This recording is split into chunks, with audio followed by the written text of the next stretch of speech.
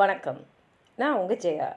இன்றைக்கி நம்ம இந்த வீடியோவில் ஃப்ரான்சிஸ் பேக்கன் எழுதின of the true greatness of kingdoms and estates இந்த எஸ்ஸேயோடைய சம்மரியை பார்க்கலாம் வாங்க.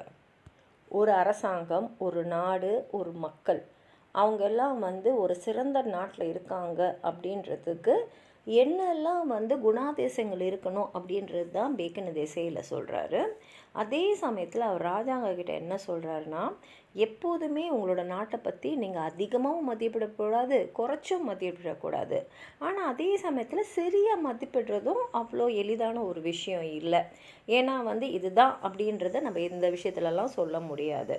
ஆனால் ஒன்று மட்டும் நிச்சயன்றாரு, வெறும் நிலப்பரப்பை வச்சோ இல்லை மக்கள் தொகையை வச்சோ இல்லை அங்கே இருக்கக்கூடிய பொருளாதாரத்தை வச்சோ இது பெரிய நாடுன்னு நம்ம சொல்ல முடியாது. ஏன்னா தேவலோகத்தையே நம்ம ஒரு பெரிய விஷயத்தோட எல்லாம் ஒப்பிட்டு பார்க்க மாட்டோம். ஒரு கடுகுடைய விதையை வச்சு தான் நம்ம முடிவு பண்ணுவோம். இப்போ கடுகு தான் இருக்கிறதுலே ரொம்ப ரொம்ப ரொம்ப சின்னது. ஆனாலும் தேவலோகத்தையே அதோடு ஒப்பிடுறோன்னா ஒரு கடுகு வேகமாக முளைச்சி கட கட கட கட கட கடன்னு வளர்ந்துடும். அதே மாதிரி தான் ஒரு நாடு சிறந்த நாடுன்னு எதை வச்சு முடிவு பண்ணணும்னா அதோடைய வளர்ச்சியை வச்சு தான். இந்த வருஷம் இந்த அளவுக்கு முன்னேறி இருக்குன்னா அடுத்த வருஷம் எந்த அளவுக்கு முன்னேறிருக்கு அப்படி பார்க்கும்போது தான் அது சிறந்த தேசமாக இல்லையான்றதை நம்ம சொல்ல முடியும் அப்படின்னு சொல்லிட்டு அவர் என்ன சொல்கிறாருன்னா, எல்லாத்தோட முக்கியம் மக்களுடைய மனநிலை. ஒரு நாட்டில் சுற்றி பயங்கரமான ஒரு பாதுகாப்பு இருக்கலாம், நிறைய ஆயுதங்கள்லாம் இருக்கலாம், ஒரு பெரிய படை இருக்கலாம். ஆனால் இது எல்லாம் இருந்தும் அந்த நாட்டில் இருக்கிற மக்கள் நாட்டுக்காக போராடுறதுக்கு தயாராக இல்லைன்னா அது எப்படின்னா சிங்கம் தோலை போத்தின்னு இருக்க ஒரு ஆடு மாதிரி தான். வெளியில் பார்க்கறதுக்கு சிங்கம் மாதிரி நல்லா கம்பீரமாக தெரியும், ஆனால் உள்ளுக்குள்ளே இருக்கிறது ஒரு ஆடு தான். அதனால் எவ்வளோ மக்கள் இருக்காங்கன்றது முக்கியமே இல்லை ஒரு சண்டையில் ஜெயிக்கிறதுக்கு. இப்போது ஒரே ஒரு ஓநாய் தான் வரும், அங்கே எதிர்க்கும் அவ்வளோ ஆடுங்க இருக்கும். அவ்வளோ ஆடு இருக்கேன்னு ஓநாய் யோசிக்காது, பயப்படாது, சந்தோஷப்படும். ஏன்னா அது வேட்டையாடுறதுக்கும் அவ்வளோ ஆடுங்க இருக்கு இல்லையா. அதுதான் ஒரு ஓநாயோட மனநிலை. அதே மாதிரி அலெக்சாண்டர் பார்த்திங்கன்னா அவர் வெறும் 16,000 ரோமன் பீப்புளை மட்டும்தான் அழைச்சின்னு வந்தார். ஆனால் அவர் எதிர்த்து இந்த பெர்ஷியன் படையில் பார்த்திங்கன்னா 4,00,000 பேர் இருந்தாங்க. ஆனால் அலெக்சாண்டர் அதை பற்றி பயப்படல. ஏன்னா அவருக்கு தெரியும் அவருடைய மக்களுக்கு எந்த அளவுக்கு போர் பயிற்சி இருந்திருக்காங்க, எந்த அளவுக்கு தைரியசாலிங்க, எந்த அளவுக்கு பலசாலிங்கன்னு. அவர் நினச்ச மாதிரியே அவர் தான் போரில் ஜெயித்தார். 16,000 பேர் 4,00,000 பேரை தோக்கடிச்சிட்டு போரில் வெற்றி அடைஞ்சாங்க. அதனால் எண்ணிக்கைக்கும் அந்த தைரியத்துக்கும் மனதிடத்துக்கும் சம்மந்தமே இல்லை, ரெண்டும் ஒன்றா போகாது. அதே சமயத்தில் நிறைய பணம் இருக்குது, அதனால் நம்ம தான் போரில் ஜெயிப்போம்னு சொல்ல முடியாது. ஒரு ராஜா எத்தனை வீரர்கள் வேணால் பணம் கொடுத்து வாங்கலாம். ஆனால் இந்த மாதிரி சண்டை போகிறதுக்கு வரவங்க நாட்டுக்காக சண்டை போட மாட்டாங்க, அவங்க வாங்கின காசுக்காக தான் சண்டை போடுவாங்க. அந்த நாட்டோட குடிமக்களுக்கு இருக்கக்கூடிய ஒரு தேச பக்தி, நாட்டுக்காக நம்ம எத்த ஒன்றா செய்யலாம்னு நினைக்கிற உணர்வு அவங்கக்கிட்ட இருக்காது. அதனால் பேக்கன் என்ன சொல்கிறாருன்னா, ஒரு நாடு ஒரு திறம்பட இருந்து தன் நாட்டை பாதுகாத்துக்கிட்டு போர் புரியணும்னா அந்த மக்களை ஒவ்வொருத்தங்களையும் ஒரு படை வீரராக நம்ம உருவாக்கணும். அங்கே இருக்கக்கூடிய ஒரு போர்க்கருவிகளோ இல்லை பொருளாதாரமோ உங்களை போரில் நிச்சயமாக ஜெயிச்சிடும்னு சொல்ல முடியாது. அந்த போரில் இருக்கக்கூடிய வீரர்கள் தான் உங்களுடைய வெற்றியை நிர்ணயம் செய்யக்கூடியவங்க. அதனால் ஒரு ராஜாவுடைய தலையாய கடமை என்னென்னா, அவரோட மக்களை நல்ல மக்களாகவும் சிறந்த போர் வீரர்களாகவும் பயிற்சி செய்ய வேண்டியது தான் ஒரு நல்ல ராஜாவுக்கு முதல்ல செய்ய வேண்டிய ஒரு கடமை அப்படின்னு சொல்லிட்டு ராஜாங்களுக்கு அவர் ஒரு அறிவுரை சொல்கிறாரு. மக்களுக்கு கொடுமையான வரிகளை கொடுக்காதீங்க, அதிக வரியை போடாதீங்க, நியாயமான வரிகளாக இருக்கணும். ஏன்னா நிறைய வரிங்க போடும்போது அந்த வரியோடைய பலு தாங்காமல் மக்கள் அவங்க மகிழ்ச்சி இழப்பாங்க. அது மாத்திரம் இல்லை, நாட்டு மேலே இருக்கக்கூடிய ஈடுபாடும் அவங்களுக்கு போயிடும். நிறைய வரியை சுமக்கிற மக்கள் எப்படி சிறந்த மக்களாக நாட்டுக்காக போராடுற மக்களாக இருக்க முடியும்? ஒருத்தரே எப்படி கழுதையாகவும் இருக்க முடியும், சிங்கமாகவும் இருக்க முடியும். ஒன்று அவங்க சிங்கமாக இருக்கலாம், இல்லைன்னா பொதி சுமக்கிற கழுதையாக இருக்கலாம்.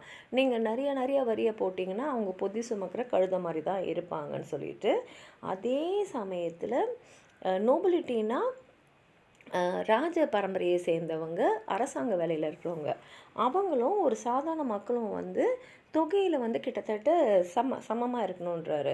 ஏன்னா இப்போ நிறையா பேர் நோபல் ஃபேமிலியிலே இருந்தாங்கன்னா அப்போது அவங்களுடைய வேலையை செய்யறதுக்காகவே இந்த சாதாரண மக்களை அவங்க கீழே வச்சுப்பாங்க.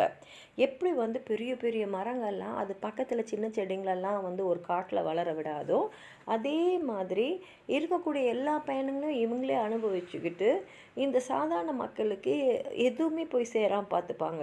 அப்போ இந்த சாதாரண மக்களுக்கு என்ன ஆகிடும், தான் ரொம்ப சாதாரணமாக நமக்கு எதுவுமே இந்த நாட்டிலேருந்து கிடைக்கல அப்படின்னு அவன் நினைக்கும் போது அவனுக்கு நாடு மேலே இருக்கிற ஈடுபாடு போயிடும். அப்போது அந்த நாடில் நிறையா பேர் இருக்கலாம், ஆனால் அது பலமான நாடாக இருக்கக்கூடாது. ஒன்று மட்டும் ஞாபகம் வச்சுக்கணும், இந்த சாதாரண மக்கள் தான் போரில் முன்னாடி நின்று போர் புரிகிற போர் வீரர்கள். அவங்க தான் அந்த படைக்கே உயிர் நாடி. இதை புரிஞ்சுக்கணும். இப்போ ஃப்ரான்ஸ் இங்கிலாந்து எடுத்திங்கன்னா, இங்கிலாந்து ஃப்ரான்ஸோட சின்னது, அங்கே இருக்கிற மக்கள் தொகையும் கம்மி தான். ஆனால் இங்கிலாண்டில் இருக்கிற மக்கள் நாட்டுக்கு மேலே இருக்கிற பற்றுனால இங்கிலாந்து எவ்வளோ சிறந்து விளங்குது அப்படின்னு சொல்லிட்டு அடுத்து அவர் ஹென்றி VII பற்றி பேசுகிறாரு.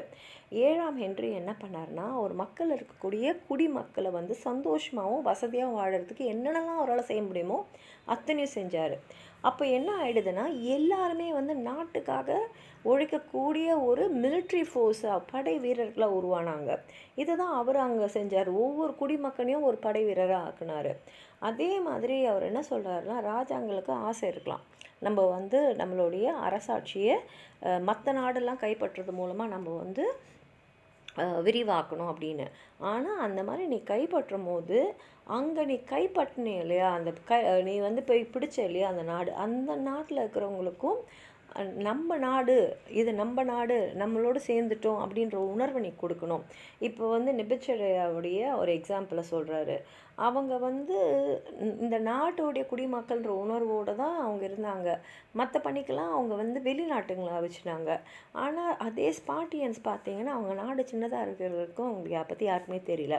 ஆனால் அவங்க மற்ற நாடெல்லாம் பிடிக்க ஆரம்பிச்சிட்ட அப்புறம் என்ன ஆயிடுச்சுன்னா, அவங்க எந்த நாடெல்லாம் பிடிச்சாங்களோ அவங்களெல்லாம் இவங்களுக்கு கீழே தான் வச்சுருந்தாங்க. நாங்கள் உங்களை கைப்பற்றிருக்கோம், நாங்கள் தான் உங்களை ஆள்றோம் அப்படின்ற உணர்வு அவங்களுக்கு கொடுத்ததுனால இவங்க தான் எல்லா நாட்டையும் ஆள வேண்டியிருந்தது. அப்போ அவங்க நிறைய நாடை கைப்பற்றிட்ட அப்புறம் அவங்களுடைய நினச்ச மாதிரியே அவங்களோட அரசாங்கம் விரிவடைஞ்சுது.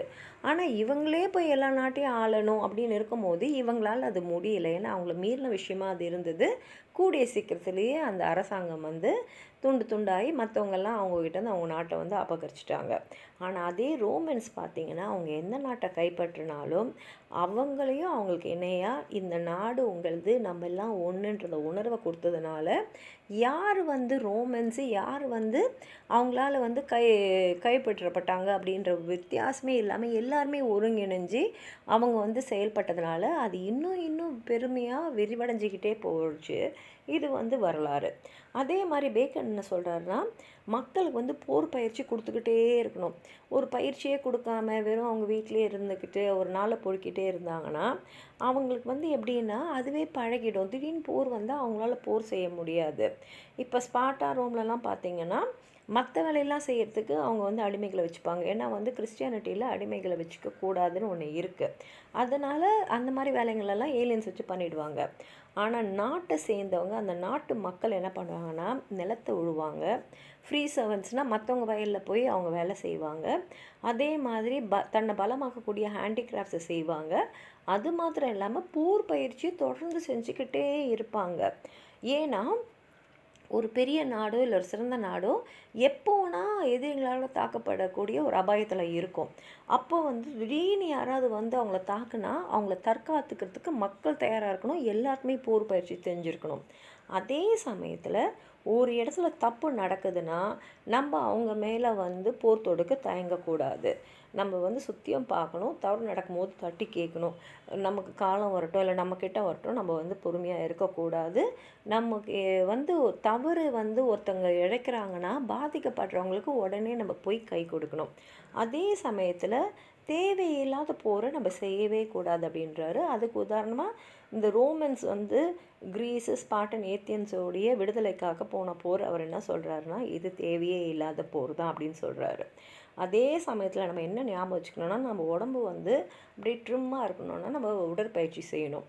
அதே மாதிரி ஒரு நாடு நல்லா ட்ரிம்மாக ஃபிட்டாக இருக்கணும்னா கண்டிப்பாக போருன்னு ஒன்று இருக்கணும்.